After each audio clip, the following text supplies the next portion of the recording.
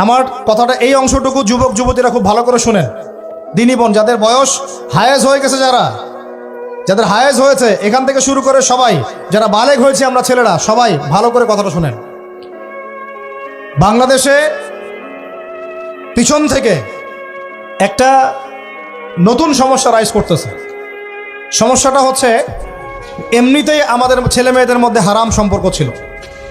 এর স্কুলে কলেজে বিশ্ববিদ্যালয়ে যাচ্ছে, ফ্রি মিক্সিংয়ে পড়াশোনা করছে, বাসায় পর্ন দেখছে, ওখানে গিয়ে মেয়ের সাথে হারাম সম্পর্ক হচ্ছে, তারপরে প্রেমের সম্পর্কের নামে জেনা হয়ে যাচ্ছে, জেনা হওয়ার পরে ছেঁকা খেয়ে মাদক, তারপরে গান বাজনা বাদ্যযন্ত্র ইত্যাদি ইত্যাদি, জীবনটা শেষ। এদিকে ওই ব্যভিচারী মেয়েরা কারো কারো ঘরে যাচ্ছে, দাঁড়ান আমাকে বলতে দেন, ব্যভিচারী মেয়েরা কারো কারো ঘরে যাচ্ছে, ওদেরকে নিয়ে আপনারা আবার সংসার করতেছে।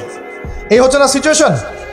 একজনের 5টা গার্লফ্রেন্ড, একজনের 4টা গার্লফ্রেন্ড, আরেকজনের 3টা বয়ফ্রেন্ড, 4টা বয়ফ্রেন্ড, এই ধাপগুলো পার হয়ে হয়ে এরা সংসারের জীবনে আসতেছে যখন বয়স হয়ে যাচ্ছে 25-30।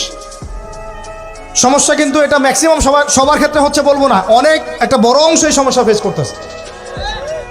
এর মধ্যে এই ফ্রি মিক্সিংয়ের মধ্যে শুরু হয়েছে নতুন একটা জিনিস, যে ভালোবাসার আবার লিঙ্গ কি, ভালোবাসার আবার এখানেই শুরু হয়েছে ছেলে ছেলে জেনা করা এবং মেয়ে মেয়ে জেনা করা।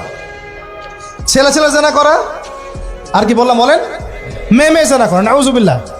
এটা কমে লুত, এর শাস্তি আসবে যদি আমরা তওবা করে ফিরে না আসি। এর উপরে এখন শুরু হয়েছে ভালোবাসার আবার ধর্ম কি, ভালোবাসার আবার, আমার সাথে বলেন কি বললাম, ভালোবাসার আবার, এদিকে মনোযোগ দেন, ভালোবাসার আবার কি, ভালোবাসার আবার কি। এই কথাটা, এই স্লোগানটা দিয়ে কি করা হচ্ছে আপনারা শুনেন।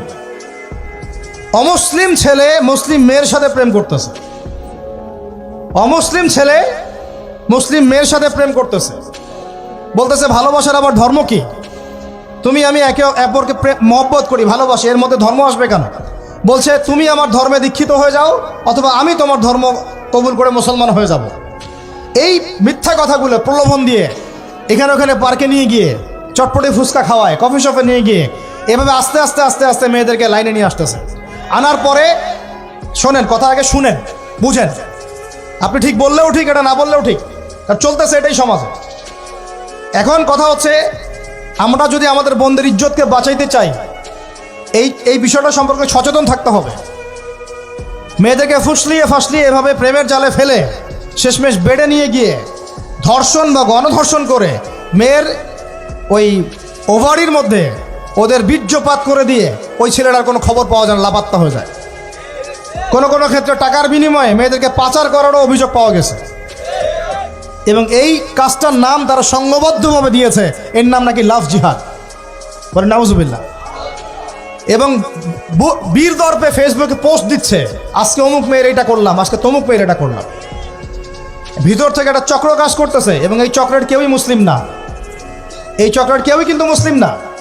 বাহিরে আবার পরিচয় দিতে পারে যে আমি মুসলিম, আমার নাম অমুক, নাম পরিবর্তন করে মুসলিম মেয়েদেরকে ফুসলিয়ে ফাসলিয়ে এই জেনার ফাঁদে ফেলে ওর পিছনে কিছু টাকা খরচ করে, কিছু সময় দিয়ে ওকে প্রয়োজনে ঘুমের ওষুধ খাওয়ায়, প্রয়োজনে আবার জাদুটোনা করে, বান মারে, ওকে ওকে তাবিজ কবজ করে বিছনায় নিয়ে এসে ধর্ষণ বা গণধর্ষণ করে ওই ভিডিওগুলো দিয়ে পরে ওকে ব্ল্যাকমেইল করে, পরে ওর কাছ থেকে টাকা খাওয়া শুরু করে।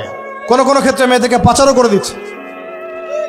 আমাদের মেয়েদেরকে বলতেছি, কোনো অবস্থাতেই কোনো মুসলমান ছেলের সাথেও কোনো অবৈধ সম্পর্কে যাবেন না। আর অমুসলিম হলে তো কোনো কথাই নাই। অমুসলিমের সাথে আপনার কিসের প্রেমের সম্পর্ক? একটা চট দিয়ে দাঁত ফেলে দেওয়া দরকার মেয়েরা। অমুসলিম ছেলের সাথে তোমার কিসের প্রেমের সম্পর্ক? পরে যখন এই ছেলেগুলো তোমাকে নিয়ে রেপ করে রাখবে, তখন তোমার আক্কেল হবে? তখন তোমাদের হুঁশ ফিরবে? তখন এসে আমাদের কাছে মেসেজ করতেছে, আমার এই সমস্যা হয়েছে, আমাকে এখন আমি কি করব বলেন।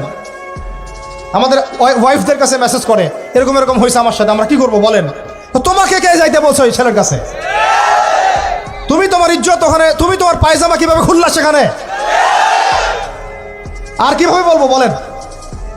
তুমি একজন মুসলিম ঘরের মেয়ে, তোমার ইজ্জতের দাম নাই, তোমার সম্মানের দাম নাই, তোমার ইজ্জত আবরুর দাম নাই। তুমি কেমন করে নগ্ন হয়ে বাইরে ঘুরতে পারো? তুমি কেমন করে একটা অমুসলিম ছেলের সাথে প্রেমের সম্পর্ক করতে পারো? কিভাবে তুমি একটা অমুসলিম ছেলের সাথে বেড়ে যেতে পারো? তার সামনে তোমার পায়জামা কেমন করে খুলতে পারো তুমি?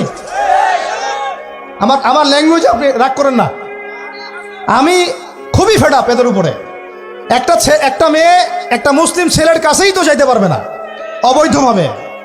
যাইতে হইলে তোমার শর্ত তিনটা: বিয়ে করতে হবে, বালেগ হইতে হবে, সাক্ষী থাকতে হবে, মোহর দিতে হবে, তারপর যাইতে পারবে তুমি। মুসলিম তো মুসলিম করতে করতে এখন অমুসলিমদের সাথে প্রেম করা শুরু করছো। আর যখন অমুসলিমদের দ্বারা তোমরা ধর্ষিত হচ্ছ, তোমাদেরকে পাচার করতেছে, তখন বলে এসে আমাদের কাছে চিঠি লেখো যে আমরা এখন কি করব। এদের কি ভাইয়া নাই? বাসায় কি বাবা নাই?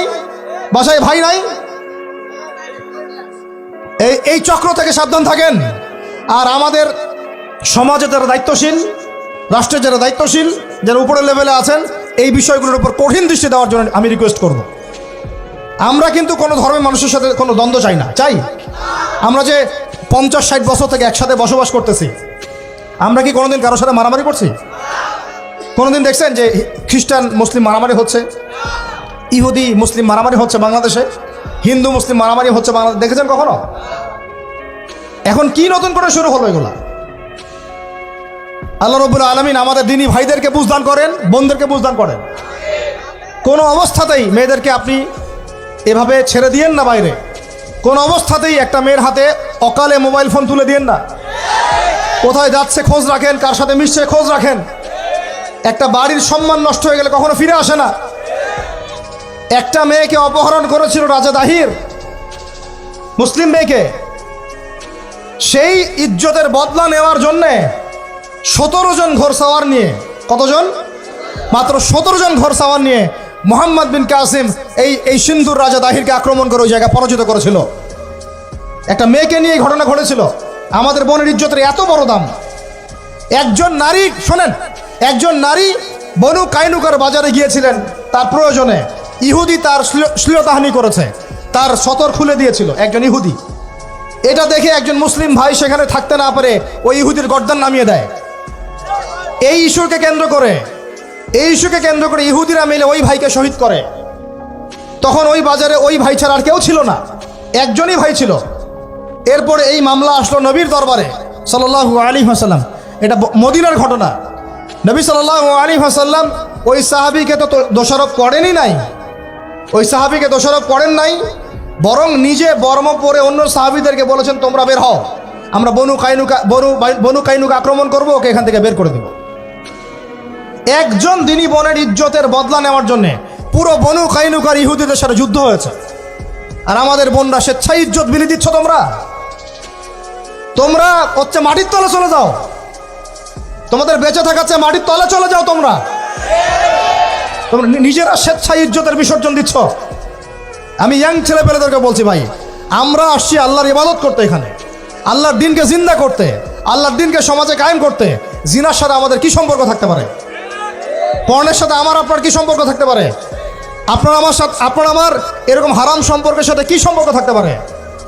এগুলো কোনো অবস্থাতে আমরা ধার কাছে যাবো না ইনশাআল্লাহ। আল্লাহ রাব্বুল আলামিন আমাদের ভাইদেরকে বুঝদান করেন, বোনদেরকে বুঝদান করেন। আমি যা বলেছি আমাকে আমল করার তৌফিক দান করেন, আপনাদের সবাইকে আমল করার তৌফিক দান করেন।